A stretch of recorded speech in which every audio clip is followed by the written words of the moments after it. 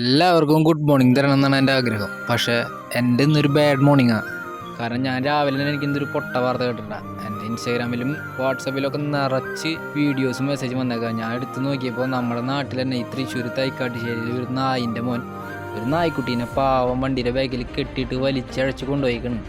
ആ നായ്ക്കുട്ടിയുടെ കാല് കണ്ടാൽ അറിയാൻ പറ്റും നിങ്ങൾക്ക്. കാലിൽ മാത്രമല്ല, ബാക്കിലത്തെ രണ്ട് കാലും ഫ്രണ്ടിലത്തെ രണ്ട് കാലും വയറിനും കുറേ സ്ഥലത്ത് തൊലി പോയി. റോട്ടിൽ ഇങ്ങനെ ഒരഞ്ഞ് പൊളിഞ്ഞിരിക്കുക. ആകെ കുറേ ചോര വാർന്ന് പോയിട്ടുണ്ടായിരുന്നില്ല. പക്ഷെ അതിന് ഒരു പരിഭവമില്ല കേട്ടോ. അത് വേദന കൊണ്ട് ഉള്ളിട്ടുന്നല്ലാണ്ട് അത് നിഷ്കളങ്കമായ മുഖം കണ്ടില്ലേ. പക്ഷേ ഈ വണ്ടി ഓടിച്ച നായിൻ്റെ മോൻ, അങ്ങനെ വിളിക്കാനുള്ള യോഗ്യത അവനില്ലേ. അവൻ്റെ വണ്ടിയിൽ നിന്നുള്ള അവൻ്റെ റോള് നോക്കി നിങ്ങൾ. അവനേതാണ്ട് അവാർഡ് വാങ്ങാൻ നിൽക്കണ പോലെ, അവനൊരു തെറ്റും ചെയ്യാത്ത പോലെയാ. എന്തായാലും അവൻ്റെ അവാർഡിനുള്ള ട്രോഫി പോലീസുകാർ കൊടുത്തോളും. ഇത് കേസായിട്ടുണ്ട്. പിന്നെ കുറേ പേര് കുണച്ചോണ്ട് വരും. ഇനി റോട്ടിൽ കാണുന്ന നാടൻ പട്ടികൾ ഓടിച്ചിട്ട് കടിക്കണില്ല, അങ്ങനെയില്ല. അങ്ങനെയാണെങ്കിൽ മനുഷ്യന്മാർക്കൂടെ ജീവിക്കാനുള്ള യോഗ്യത ഇല്ല. കുറേ പേര് പിഞ്ചു കുഞ്ഞുങ്ങളെ പീഡിപ്പിച്ചും തള്ളാനും തന്തേനും തല്ലിക്കടിച്ച് കൊന്നും ജീവിക്കണം. ഈ മനുഷ്യന്മാരുള്ള ഈ ലോകത്ത് ഈ മിണ്ടാപ്പണർക്കും ജീവിക്കാനുള്ള അവകാശമുണ്ട്.